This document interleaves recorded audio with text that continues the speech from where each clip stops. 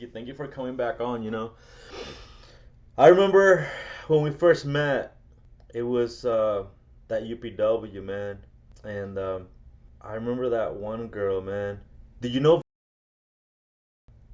Yes, she got married to an I Indian know. guy? I still communicate with from time to time. Wow. See, I messed that relationship up because was trying to get me into her network marketing company, Okay. and she told me because me and her were really close, Yes, I and remember. her mom was like, "Hey, don't tell that I sent you this information, that we had this talk." Oh, And then because she really pushed hard like one day, and then I said, "Oh, don't worry about it, like it's no big deal." But then I told her about it afterwards, and I was like, "Hey, your mom called me about this," and she's like, "No, she didn't. No, she didn't." And she asked her mom, and then her mom denied it. oh no. So that kind of made our relationship, because I think she got mad at me for a while. She didn't talk to me for like a year about that, and I'm like, I just told you the truth. This is the truth. I'm not upset about it, but she did approach me about the thing, but it's fine. I'm glad she's happy. She's been looking for love for a long time, and Yes. you know, I, she's got a great family. I love her family. Uh, I yeah, I stayed at their house for a couple days up there. It was great. I had a great time. And matter of fact, my jacket is still at their house. I had this Nike like black running, perfect for like late fall, early winter. yeah. It was black. It had the thumbs for running, and I left it there. I bet you it's still hanging in their closet, so I got to go back there and get that Oh my jacket. God. Now it's Um, great. Her sister and her sister's husband, they're amazing.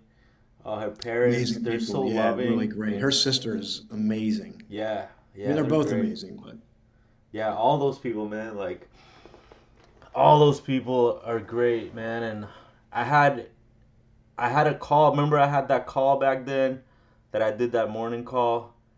yes. So they joined in sometimes, and at one point I was having like pretty big names on there. Like I had one day, and that's when he was like growing.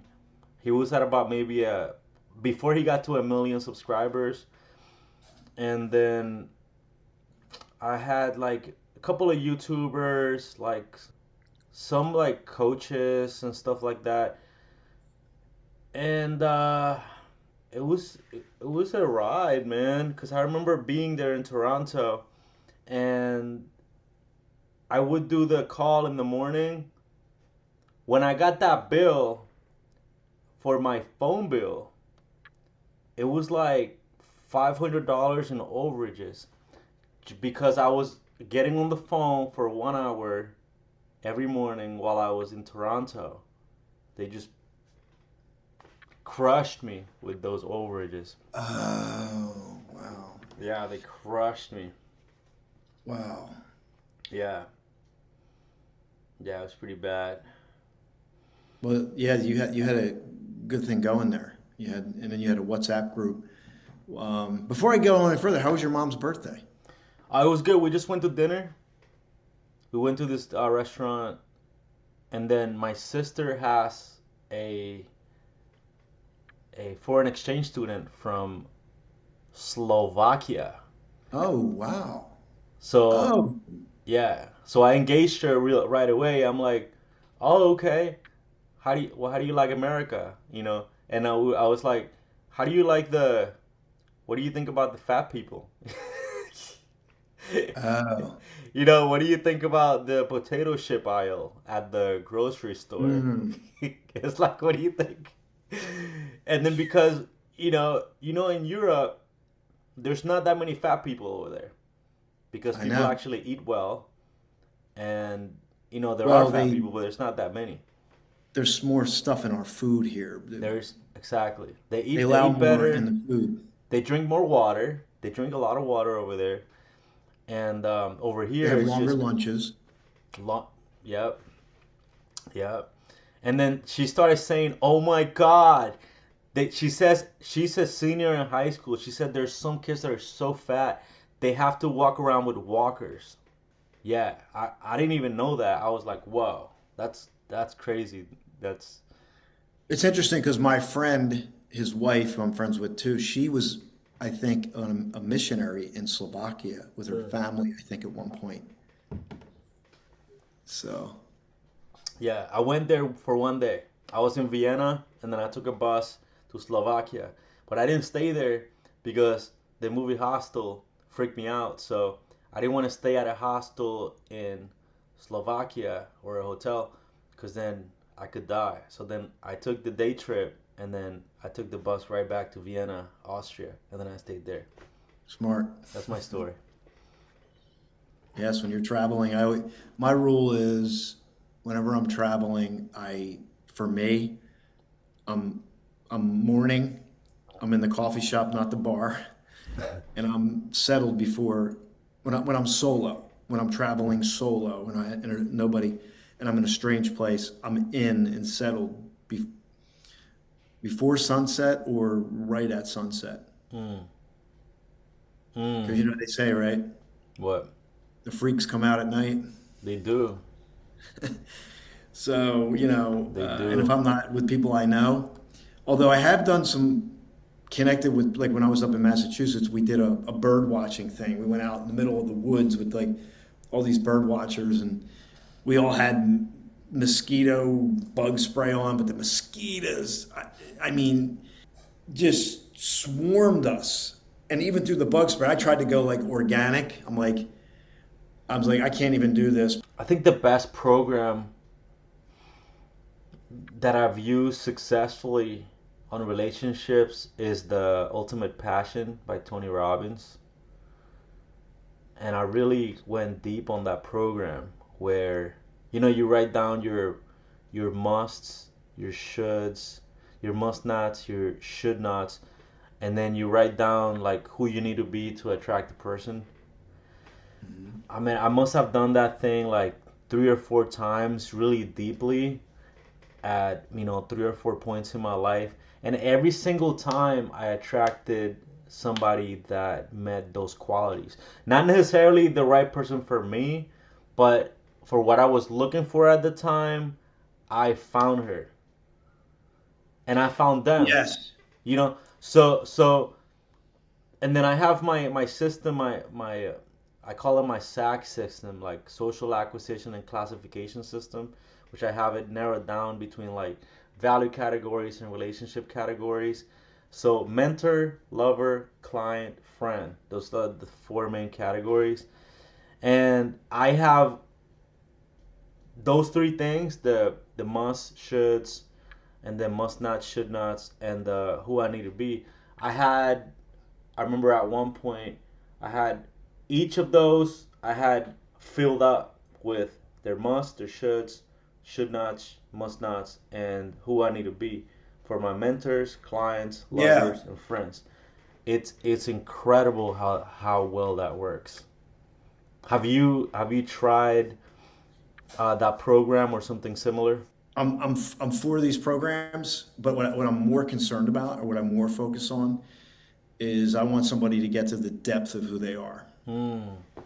Because what I've done is fabricated what I thought I would want. Hmm. But if you don't, for me, if and this has been the journey for me, is to go deeper, to be more vulnerable, to believe in myself more, because my history was the lack of belief and the low self-esteem. So to grow, become successful, and now it's like success, worldly success, doesn't mean a whole lot to me. Hmm.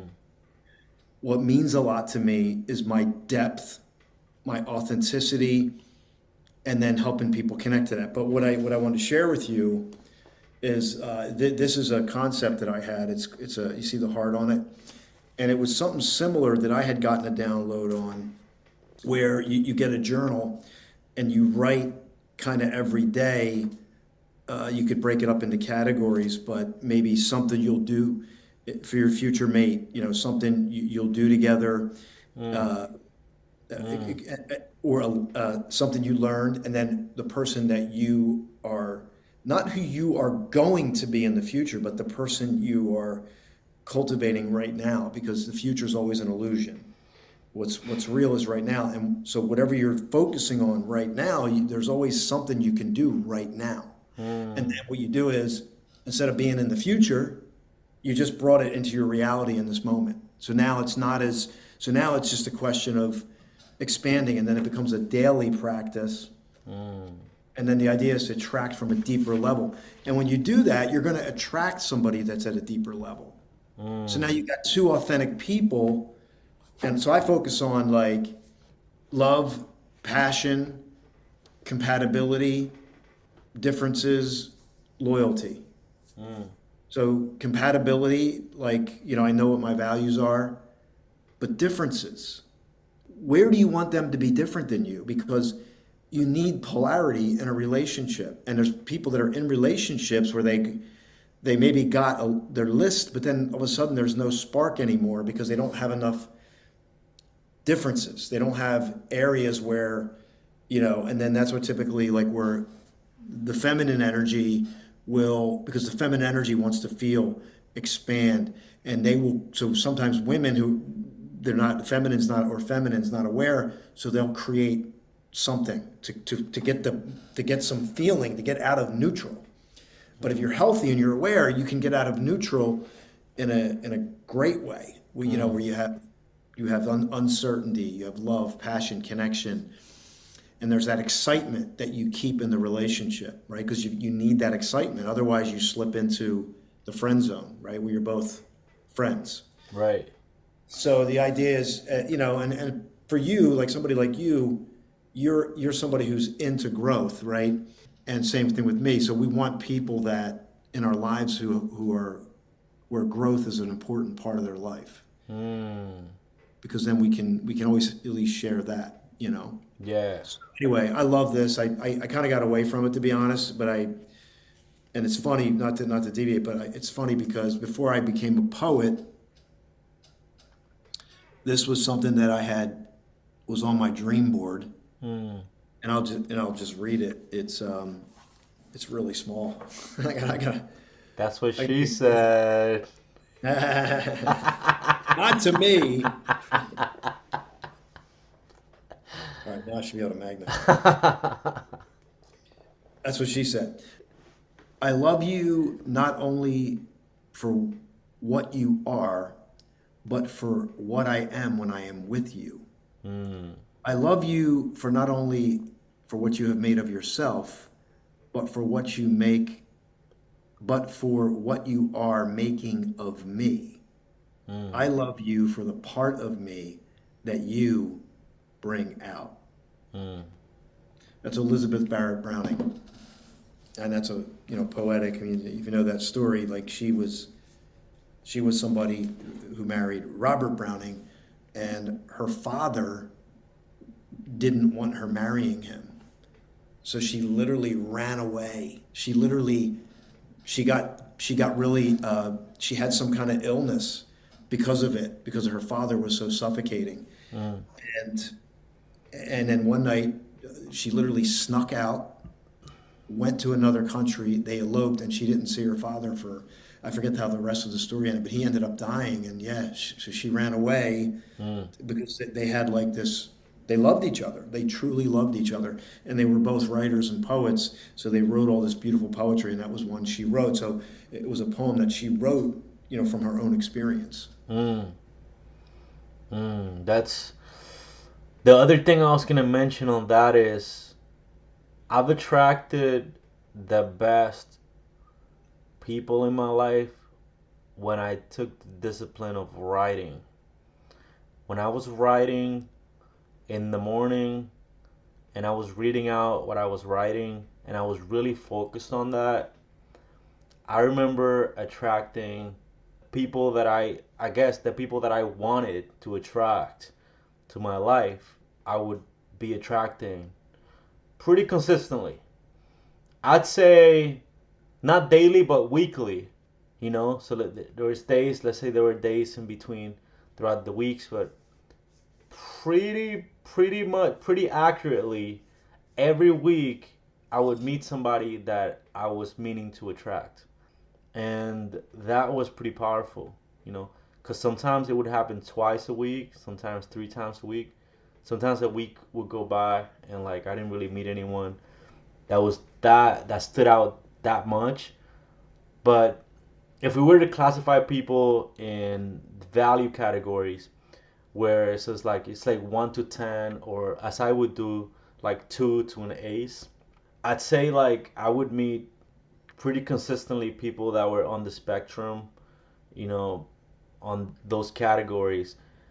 Just I just didn't appreciate the people that were under a certain value, that perceived value that I thought, but I was consistently meeting those people in the card deck that I was trying to attract to my life. They were very consistently. And I don't know if that's the RAS, reticular activating system, or if it's the law of attraction, or if it's God, or if it's the other side. I don't know. You know, what do you have any opinion on that? Whenever you're using and you're using your focus into something and you're writing and you're concentrated into that with a daily routine and you're writing about it. I mean, where do these people and these possessions and these acquisitions come from? Whenever you're whenever you're consciously going for them, like consciously wanting and I guess demanding of your environment to bring these things to you. Do you What are have you do you asking? have a Is it what do I think it is that Yeah, what do you think it is that's behind the it could be multiple things, there's no wrong answer here. But I mean, for me, I don't know the answer to this. For me, I just give it like it's a very gray area for me. Like it could be either one of these things. It could be the mind so powerful, I'm just attracting, it's like a magnet. Or it could be I'm just focused on the things that will get me to the places. I am navigating through dimensions that I can't even see, but it's guiding me to that person or that thing. I don't know. Do you have an opinion on this? Because I rarely talk to people about this particular thing. However, it's something that I'm really curious about and interested in. yeah.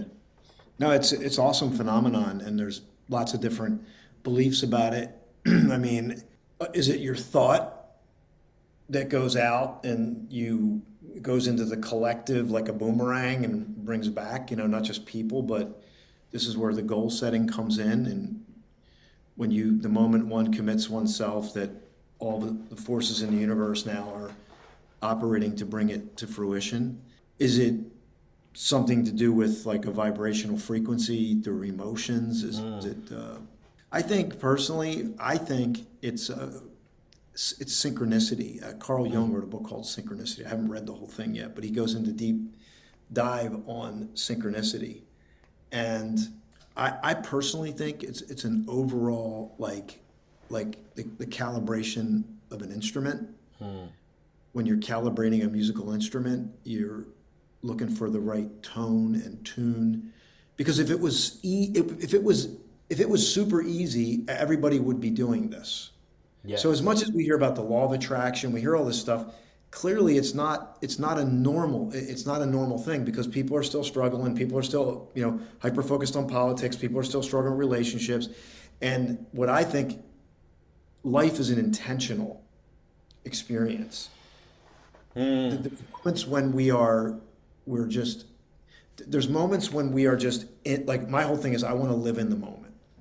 That's my whole everything I'm doing. I want to live in the moment. I want to create presence. mm. What comes next is my intention, again, from the deeper part of me, not from what my ego wants to fabricate for some external validation.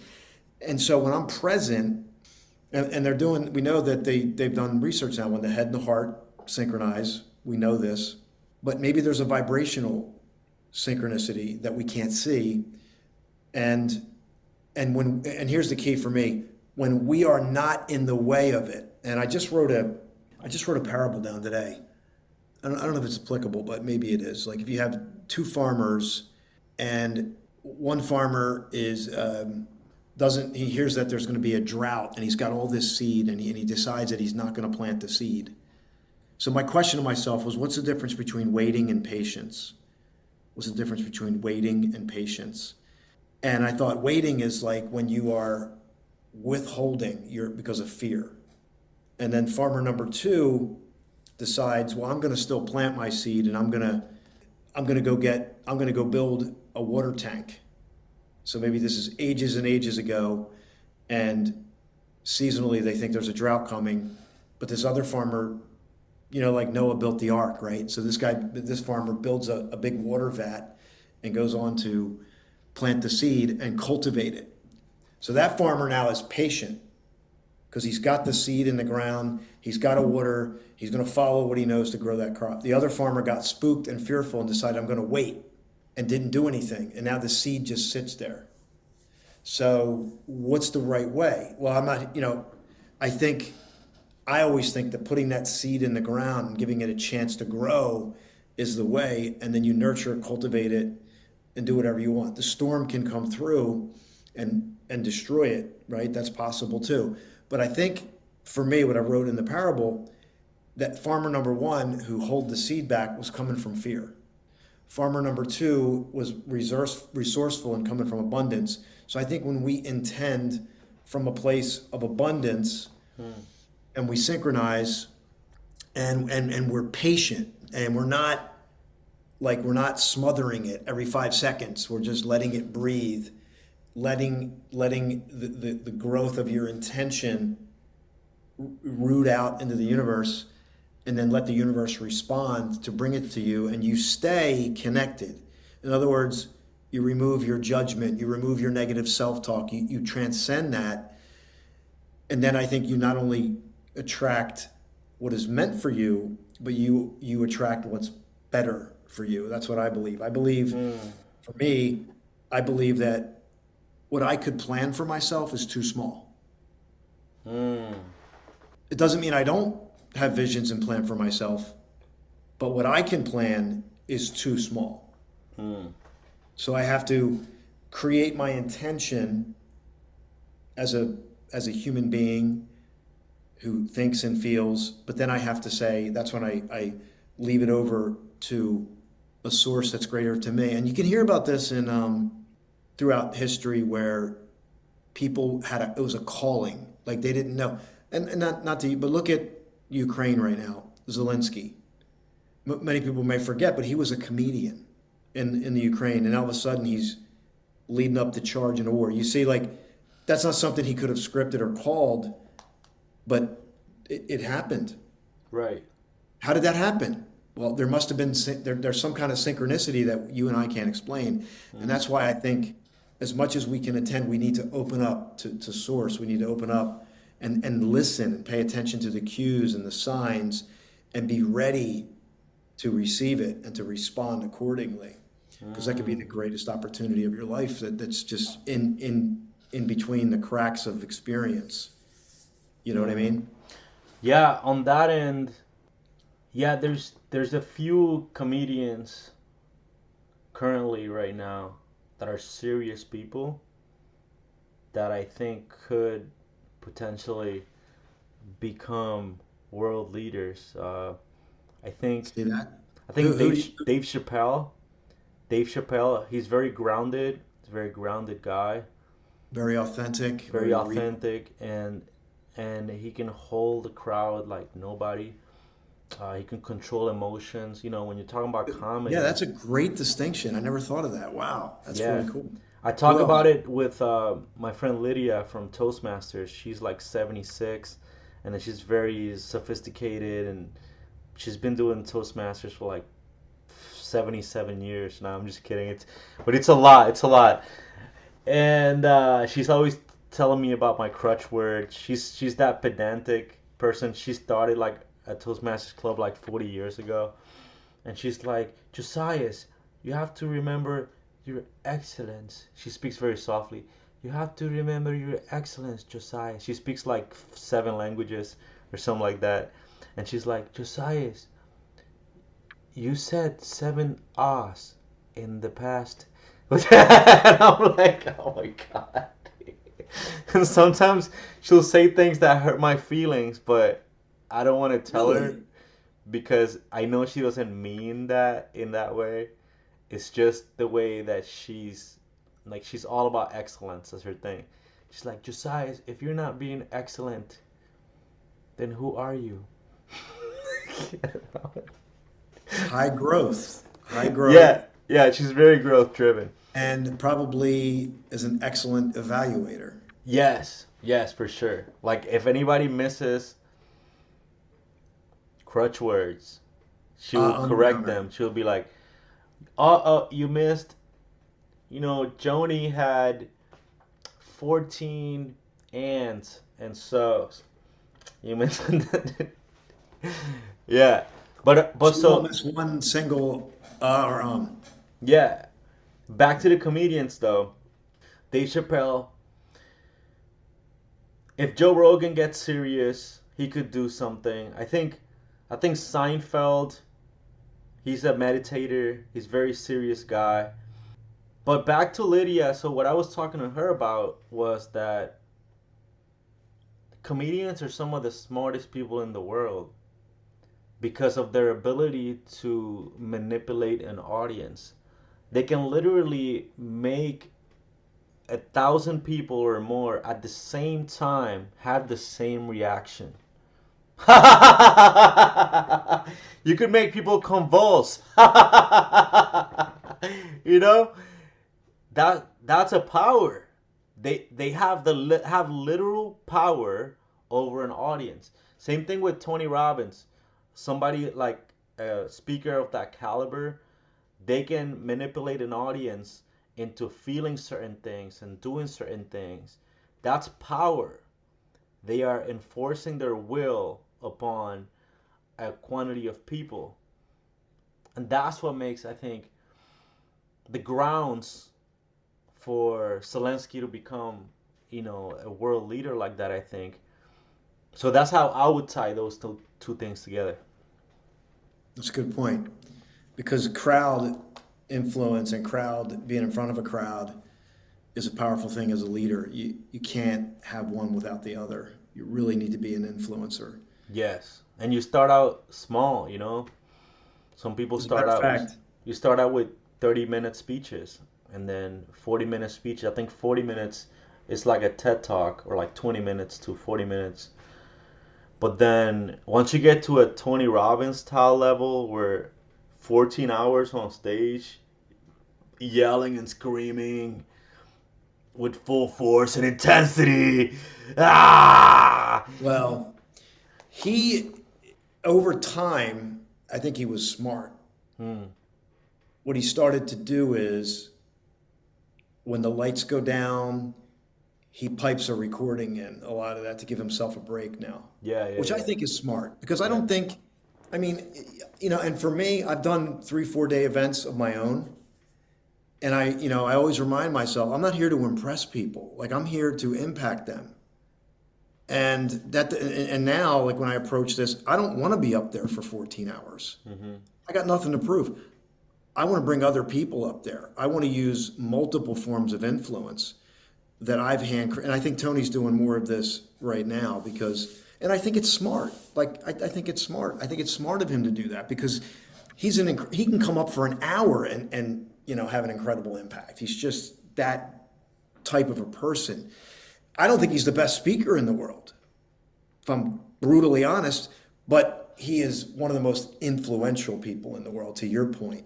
He Yes. has a way of presenting himself through his presence, his words, his body language.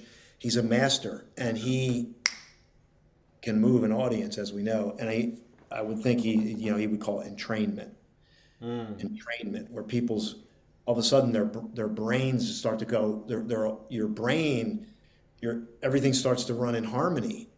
And wow, they've done, man, I don't know, you just sparked something really deep, but they've done research on this. Anyway, if I bring this up, this is like going down the rabbit hole. So I'll bring this up. Well, bring it up. I mean, Maybe what we could else? talk about it another time. But Yeah, we if could you've we ever could seen definitely the, we could definitely do it another time too. But either way, it's up to you. I mean, I definitely like the fact that we have these people in in the public sector that are able to do this kind of thing because I've been able to do it at a small scale and you have to a bigger scale than I have. I did it in my calls and stuff and to where I remember I had this group. I was like 26, and I had this group of like 50-year-olds, and then like they will all call in every morning at 7 a.m. I was like 7 a.m., 7 a.m., and they will all call in to listen to me, and then I would have this structured call every morning, and then for some reason my passion for this thing, the consistency, I was their leader, and it got to a point to where there was one of the guys who was from Connecticut, and then he moved down to Miami to be with the group. So because he developed a relationship with them, and to this day, I'm I'm the only one that's not in the group. They're all best friends now. They're all like family. So I think to an extent, I created this little family. Uh, you know, I guess coming down from the 20. that's, I want to say, I want to edify you because I remember you doing this. I remember how much traction you got. You did it like an outstanding job of getting people on a call. You know how hard that is? I struggle with that right now. Yeah. So I think that's a gift, and maybe it's something for you to investigate. Maybe you're not supposed to be there the whole time.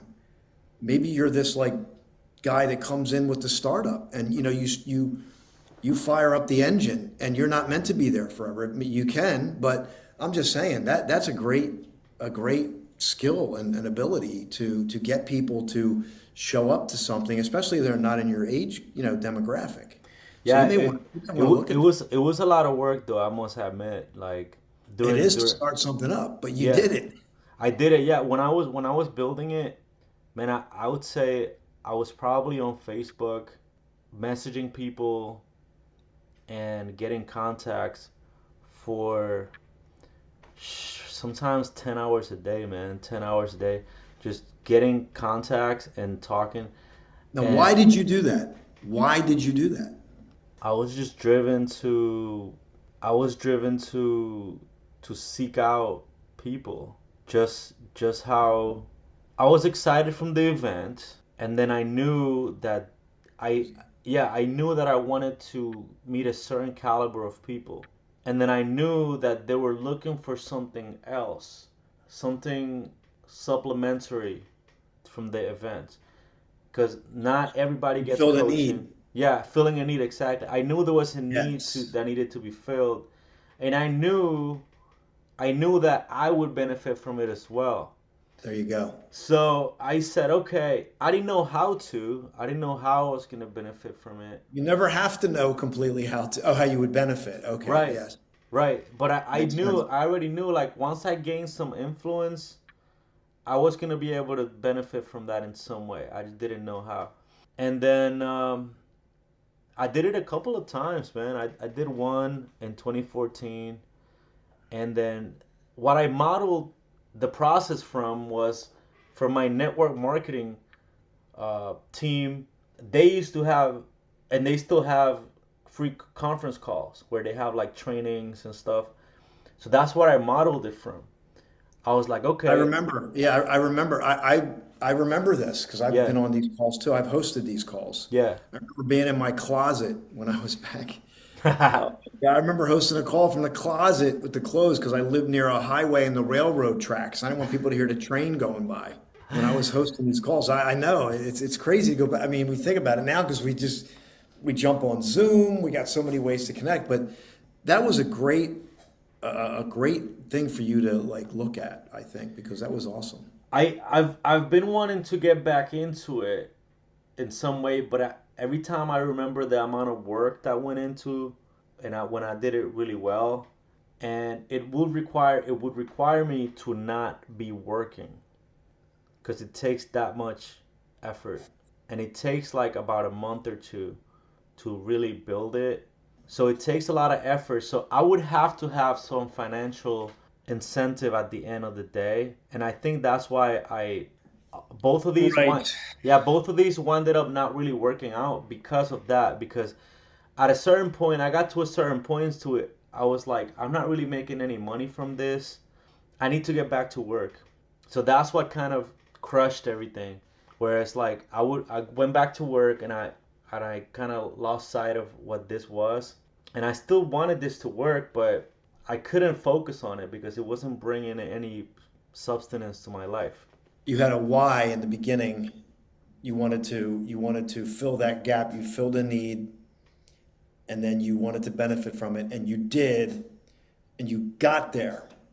But then you didn't. That sustainability went because you didn't have the economics that would drive you. Because, and then when the economics get involved, there's accountability because now something becomes like transactional. Right. When you don't have that, it becomes gray, and then it kind of just it slowly starts to fade because the effort you were putting in, the why, it kind of starts to diminish, and then that's, yeah, it disbands. But then you had enough momentum where in the other situation, somebody was able to work on the sustainability part. See, I'm really good with nurturing. That's what my strength is. Okay.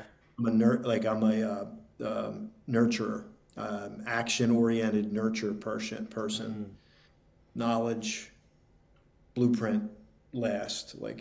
got you. So I I can do think, blueprint, but it's not my strength. yeah, I think that there are ways now that I could probably build this quicker and easier with this podcast in mind, because now I learn how to use all this stuff, and I could build it to a point to where like I could have 25 people on a Zoom, and then have like a little coaching group or something, and then eventually even maybe like sell the audience in some way.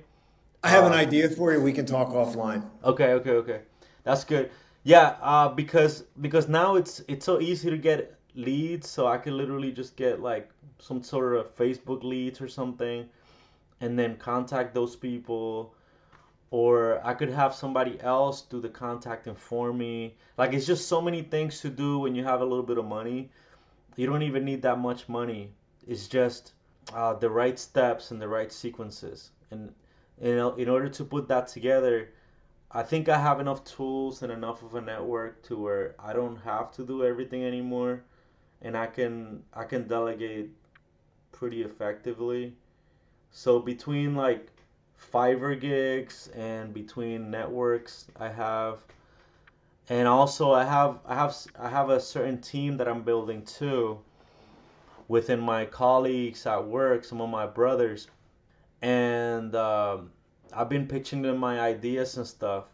And I have a couple of my colleagues that are really interested in joining me on my next venture, whatever that may be. So I haven't chosen what that's gonna be, but my goal is basically to keep nurturing this team of friends that I have and colleagues, and then eventually when we're ready, we're all gonna jump into like a project-based business, and then that's one of the main things I've been working on recently is Project based business. So what does that mean? project-based business. Yeah, If you don't want to talk about it now, we can talk about it later. yeah, yeah. No, Really bless the audience today. yeah, no. I'll give you the bare bones of it basically, and it's just getting the people together, getting my brothers in line, being like, let's say, shaping the strengths and weaknesses of everybody, and seeing what they're gonna do and what they're willing to do long term. Let's say for 3 months time, go on a 90-day run for a business, and then choosing that based on who we are. So that's the bare bones of it. Now we talk a lot. So, and then these brainstorming sessions also help. So I've had some of them on here as well. But that's the main idea. It's like Right now, the main thing could potentially be a record label because we're all into music. We all make music. We all have a passion for music. So that could potentially be it. And even though I've never done a record label, neither of them have either. That We could doesn't totally matter. make it happen because if we just focus You can for totally 90 make it days on a happen. Yeah, project, yeah, you can yeah, do it. I believe you can do anything you want. I believe it. You can do anything you really want to do where the enthusiasm is high and the purpose is high. You can do anything. You can smash it. You can crush it. yeah. But I think the world, you gotta put the right fuel in the rocket, and then for it to take off, cause so it's got you all got to the build the planning. rocket. Yeah, and all the pieces have to be in the place. Yes. I've Yeah, had many rockets that went. yeah, yeah. That's what happened to most of mine. You learn, but the cool thing is once you get a rocket in orbit, it's a whole lot easier to keep it going. Right? Yes. It's the Case in work is getting it off the launch pad and into orbit. Once it's in, and this is with any business, any project, even relationship. Once you have that flashpoint and you get it into orbit, yeah. it's a lot easier to keep it in orbit. Case in point, Elon Musk. Yep. You know, I and wrote that's about it. I wrote about it in my book. I wrote a whole thing about Elon Musk in my book and okay. the whole rocket. Yeah, Okay, nice. yeah. Yeah, so he's on track of being the Antichrist right now. The Antichrist. Yeah, let me explain. You have Yeah. I was Neuralink. like, first of all, I was like, Yeah, first you have reaction was, you have go ahead. you have Neuralink putting chips in people's brains, right? That could be the future of everybody become cyborgs, right? Now you got these things who which can be programmed. He's in your mind, right? Satellites. He's got satellites all over space. Even if you believe space is real or not, it doesn't matter. He's got satellites everywhere, right? I Even know. if they're not in space, if you don't believe in space, they are in the atmosphere. They're around there. They're everywhere. So you got Well, that. Starlink. yes. Starlink, he's got satellites that provide internet to remote places that don't have any internet service. Then you have Tesla. It's basically a robot with wheels. They can be controlled as well. Okay. What else? What else do Well, he we wants to have? go We to have Mars, though. the what? He wants to go to Mars. He wants to go to Mars. I'm talking about the technology here on Earth. Okay. He bought X, Twitter, medium of communication. He's got the biggest audience in the world. His interview with Donald Trump was the biggest interview in all of human history. That's a great point, and not to deviate, but I do want to. That's a great power of collaboration right there. Between them two coming together, you have record numbers. But anyway, okay. So you're outlining a recipe of what you're thinking is the infrastructure, but that doesn't mean that he's the Antichrist. It could be that he's the guy that created the infrastructure for the person. Yeah, Because no, I'm just saying I don't know these things. I'm not like speculating. I'm just saying that if he wanted to, he could take over the world, and he probably will. well, the thing that I would say, and this is unanimous throughout history, is that power corrupts, and absolute power corrupts absolutely. Mm-hmm. But Elon Musk has always been an outlier. Mm. Like right now, today, he's not the person that I would be afraid of, although he's got the power, and it quite possibly there could be things going on that we don't know about because when you can do anything you want. But look, and maybe you'll find something out, but I just think he's just got this rawness to him. But he's a man and he's human and temptations are real and yeah, I mean anything can happen. I mean that's real, like that's real talk. So Right. my I gut, just don't trust. I don't trust. I know my what is the word? It's the intuition. no gullibility. My gullibility is high because I like Elon Musk as well. He's very Yeah, he's very good at seeming like the good guy. Well, But I don't think. But the thing is, let me jump in. I don't think this is the point though. He's not trying to seem like the good guy. I think this is what makes. He's not as polarizing as Donald Trump is, but he's a polarizing figure. Some people don't like him because, true. and I think because he speaks his mind and he says it like it is. And so for me, I don't. My intuition, my gut feeling, it's not him. I think that's what I believe. I think it's going to be if you're talking about Antichrist and you believe in that, which anything's possible. And I think to go back to what we were talking about earlier, what is written usually comes to pass. Now you're going back into the collective synchronicity of what we're writing, and I believe that. Like it's like here, let's just have you ever seen The Matrix? Yeah. Okay.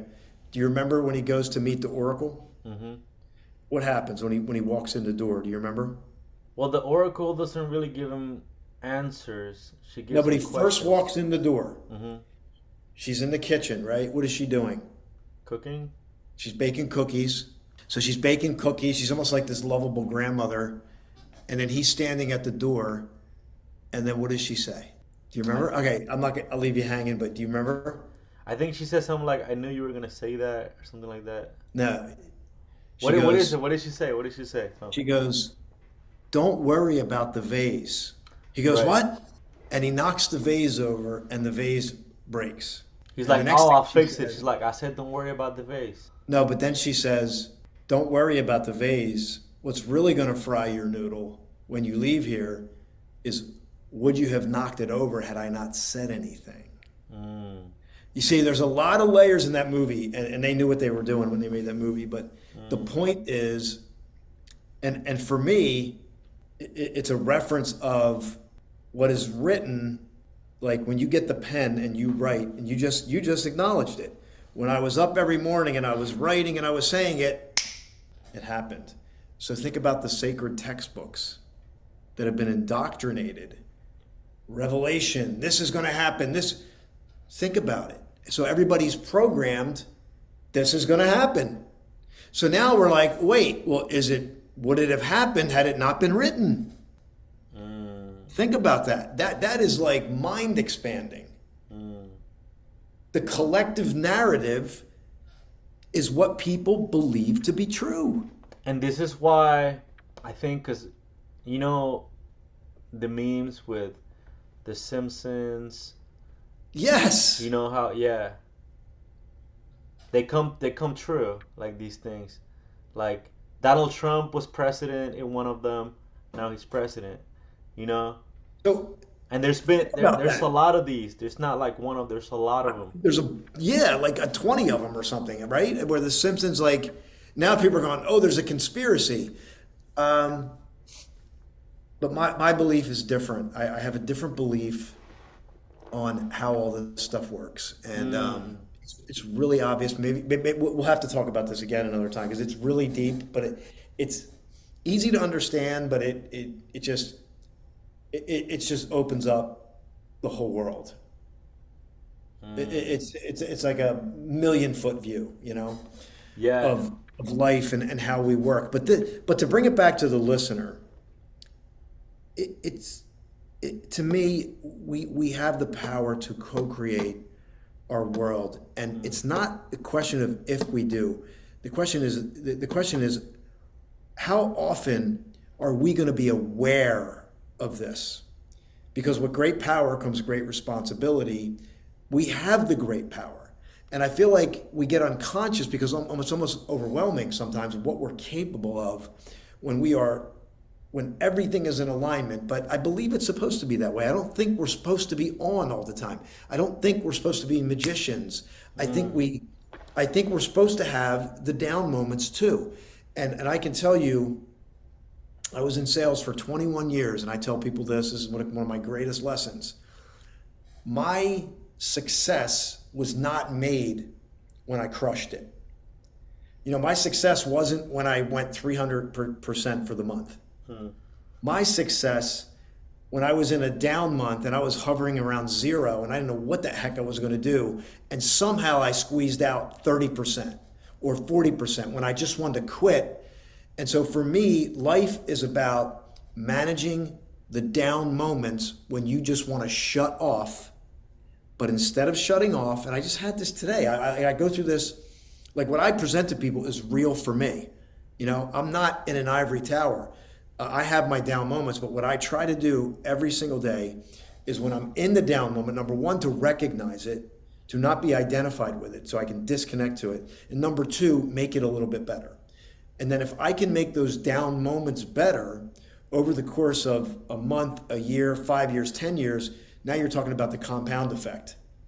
And so the other person that hangs their head and quit, I have, 1,000 experiences that I made a little bit better. That begins to add up over time, and it's all about, and that translates to wealth, which, I tend to like, I've always tend to give away more. Like I've always tend to be this giver. And so I'm working on being a receiver because I pour so much value into people's lives. And I'll just share this one more thing, but when we were at the Tony Robbins, when I was at a Tony Robbins event, Wealth and Life Mastery, they had this exercise. And all the exercise was the left side of the room had to move to the right side of the room, and the right side had to move to the left side. As you were crossing over, you could give or receive money. Do whatever you want. So I said, I'm going to give $20 away. That was my decision. This is the 80-20 rule, right? A dude wanted to hand me $100 and I turned it down. So what is that? So that revealed, and I'm not like, there's people that we have this psychology. Why didn't I receive that money? You see, I robbed him of the gift and I blocked my own abundance in a single solitary moment. So that psychology, there's a psychology around money. There's an energy around money. We know it. We talk about money's an energy. So it's about releasing that, and don't even call it money. It's just an energy exchange. It's receiving. When someone's giving, you receive. And I didn't receive. After all the training, after all the stuff, right? And so these things show up in our lives, and we have to ask ourselves the question, am I ready to receive? Because truthfully, everybody pours value, not everybody, but most people are going to pour value in. And if they're not receiving, there's a block somewhere. And we got to get very clear on where that is so we can let it go. And we can just not get in the way of what our blessings are. If I receive, then, there's somebody else, or I don't deserve it. It's an imposter syndrome, right? So it's about coming clear and letting all this go. So anyway, I know we dumped a lot here, but I just felt led to share that. Yeah, no, that's great. I really like where that went. Now, I just had a couple of points on there. So number one, the point that came to me, and I don't know where this came from, just came from this mastermind here, that the receiver is just something you set up once, and then when things come, you can absorb it. Let me explain. So instead of focusing on becoming a receiver, you can just set up a receivership around you, and then whenever you got the blessings, then they'll gravitate towards you. I guess think about maybe just always having a handout just in case. Okay, okay, thanks, okay. But not really focusing on that, because I think focusing on the giving is ideally the correct and the most effective thing you can ever do. It's giving, is what you're It's saying. giving, yeah. But you can always have that receivership ready. Just like, okay, I'll take Yeah, it. Cool, I'll take it. I'll take it. But this is, I'm focused on giving though. While right. you know what I'm saying? And I think for me, like since that moment, what I focus on is stewardship, and that means it's a perpetual loop. Mm, It's a perpetual loop of the two are interconnected, yeah. and that's what I'm working on. So that And there's and then this. also there's another thing that came to my mind, and that's like Jim Rohn used to say, you're always gonna. Oh, Brian Tracy used to say this. Always give far more than what you're getting paid for. Always far more. And then because you're always gonna receive, but as long as you give far more, it exponentially increases what you're gonna receive eventually, and then you're gonna Yes. receive tons more later. You know. Yes. So it's like building karma kind of thing. I don't know exactly how it works, Well, but it's in the Bible. yeah. It's the woman who gives away her last pennies to donate. And the thing what you're saying is when you do that, again, you are operating from a state of abundance. Mm-hmm. If I withhold, it's scarcity. Mm. But if I give away my last money from a state of abundance, that means I already know there's more coming my way. Mm. You see what I'm saying? I'm not stuck. I'm not stuck on what I physically can see. And that's the message for all of us. I mean, that is like Mm. you're going now you're at a whole different level because think about the world, Josias. If we could measure the world operates out of scarcity. I got to get mine. I got to save. I got to put it away. I got to make sure I'm protected. I got to make sure my family. And I'm not saying that's wrong, but what I'm saying is it creates a loop of fear and scarcity. And we know that the people that grow rich grow abundance for themselves and anybody that comes into their ethos. And not just money. We're talking about spiritual gifts. We're talking about relationships. There's a wealth of experience with people who, are truly living in a state of abundance. Mm. Scarcity to abundance. So crossing over this, it's almost like traveling dimensions. Traveling dimensions. It's almost like Say more. dimensional travel, like interdimensional travel, because in the dimension of scarcity, you have a certain way that things happen. When you live in an abundance, you have a certain way that things happen. And they're both very similar looking, but the results here are way different than here. And the feelings are way different. They might look very similarly to the untrained eye, but this person knows. They know something this one doesn't. This one is living in fear and is controlling all of their actions, and this one is living in prosperity and all the right vibrations. Like it's peaceful, not all the time, but always is able to get back to it somehow. So, go from this to this, and Yes. sometimes we go from this to this. I think I just entered a phase where I went from this to this. Now I'm trying to get back to here. So now it's like, what's going on here? Well, it's a great question. So, what is going on? I'll tell you Mm. what's going on. It's the collective vibration of your surroundings. Mm. And that's what another thing it says in the Bible to live in the world, but not be what? Off the world. How's the world operate? Scarcity, lack. That's the secret. You are operating out of abundance. And not only are you operating out of abundance, when your physicality is scarce, the bank account's at zero, it's negative, you're going, I'm the wealthiest person on the planet. I'm wealthy. You know, honestly, I felt that way, and I would always go back to broke for that same reason. And Why would you go back to broke? I missed that. because I felt richer than when I have a little bit of money. I never had like a million Broke, when dollars. you're broke, you feel richer. Yeah, Okay, this is awesome. yeah, That's awesome. Think about what you just said. Wait, I feel richer when I have less. That's what you're saying, right? So people yeah, are going to hear this podcast. They're going to be like, what are you talking about? yeah.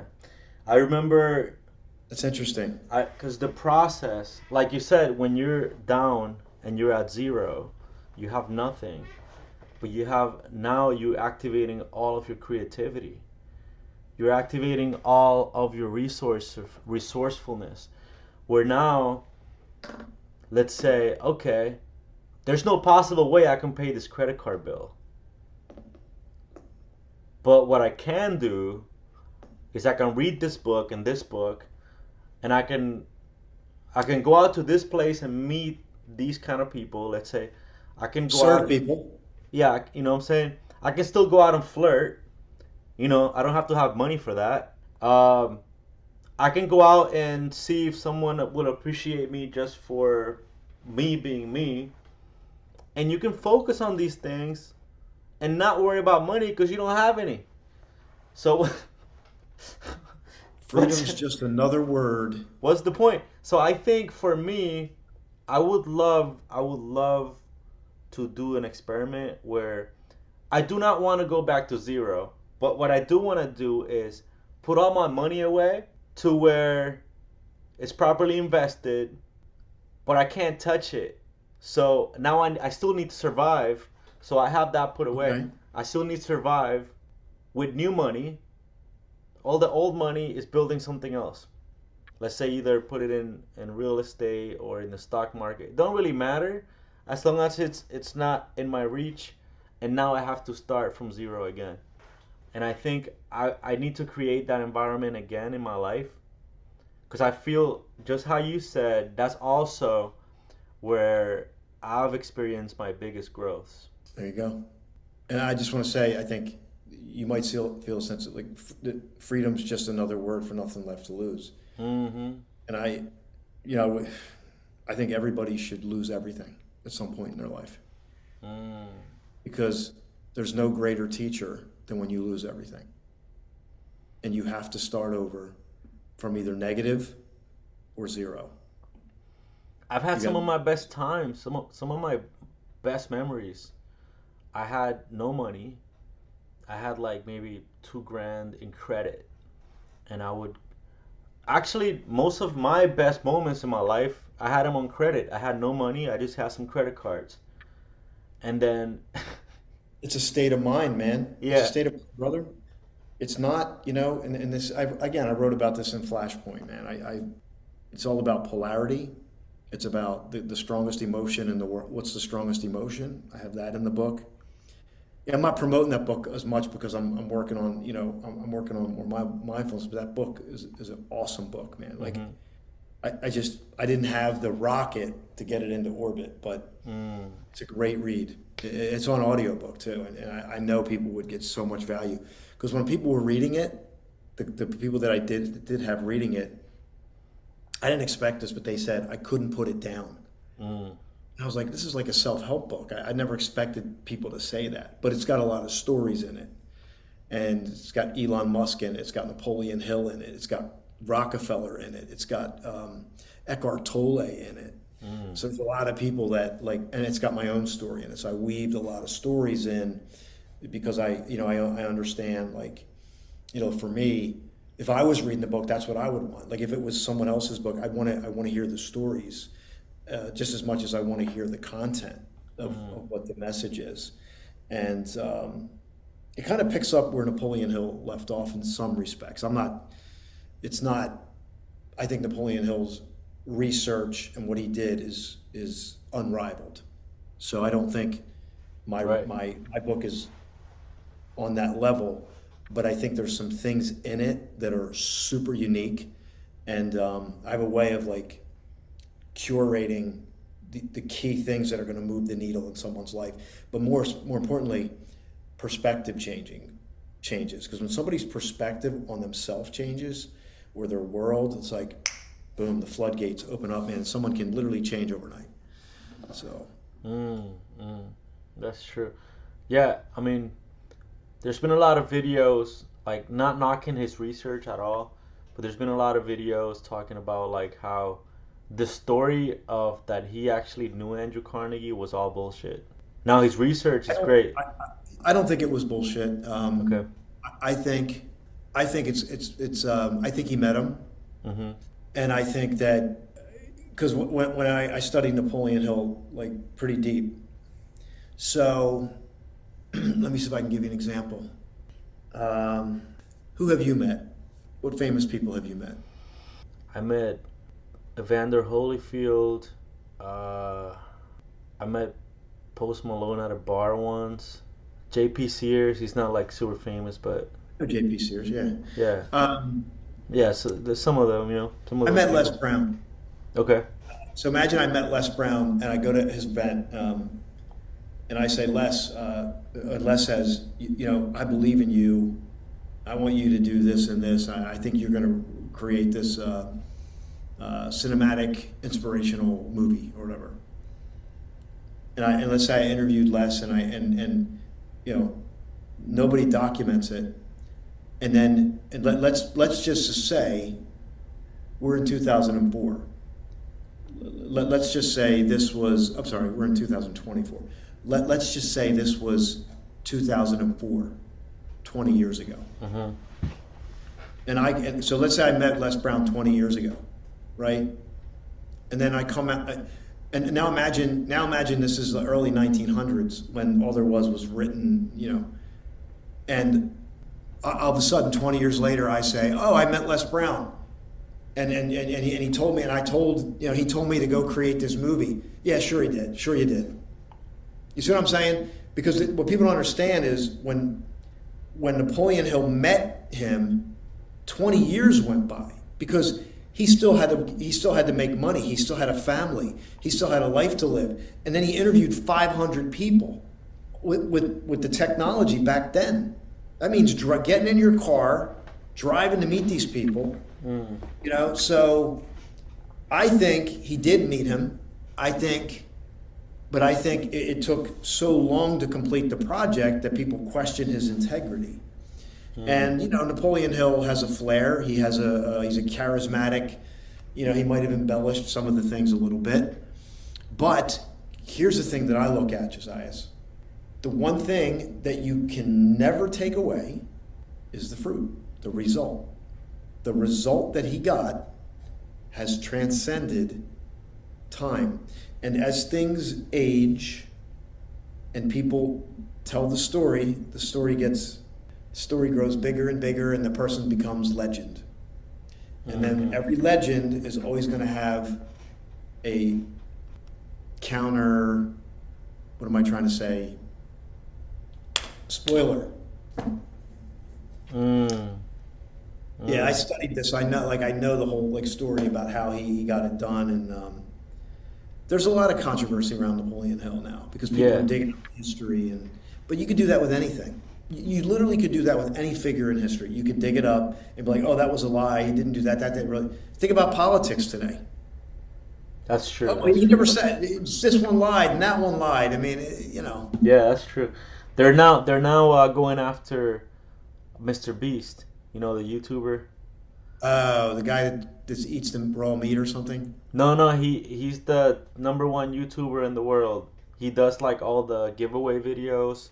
Oh, Like, oh, yeah, yeah, yeah, I'm yeah. gonna take, I'm gonna buy an island, and then I'm gonna buy $1 hotel room, and then he compares them to like big stuff like that. Yeah, I'm I've gonna, seen him. I've seen. Yeah, my yeah, VA sent me his stuff. yeah, I'm gonna put $1 million in this box, and then I'm gonna shoot rockets into it, and then if they can protect the $1 million, they can keep it. Otherwise, it's gone away. Like stuff like that. Like he.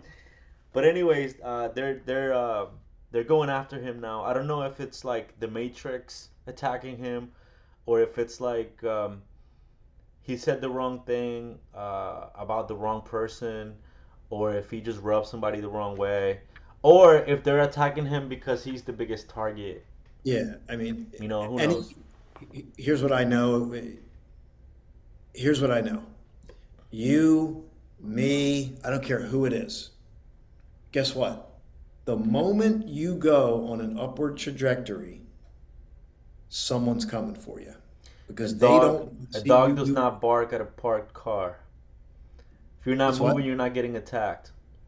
Exactly. So matter of fact, as you set your business up, you've got to prepare yourself. It's just a. You could be naive. You could say, "Oh, no one's going to attack me." Guess what? someone's going to attack you. Someone's going to say dishonest things about you. Someone's going to accuse you of saying something or doing something. It's not that, like, it's not a comfortable conversation, but I've seen it. Like, I've been around successful people. Every single one of them has a lawsuit. Every And single one. you know what? I think maybe like going back to this because I think this is really deep. I think this is probably the biggest reason that I have self sabotaged so much in my life. It's because I Success. know this. I know that, and I think inside we all know it. If we get past a certain threshold, oh no, we're visible now. People can see us now. Now, like the people that are out there looking to attack someone, they can see you now. And then now that's dangerous territory. But you got to know that I got my, that is part of your flashpoint.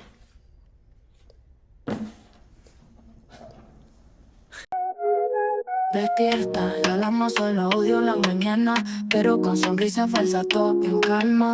Dinero llama, costumbre me amarra, sufro pero fijo el deseo nunca para. Disciplina es hacer lo que no te guste, hazlo como si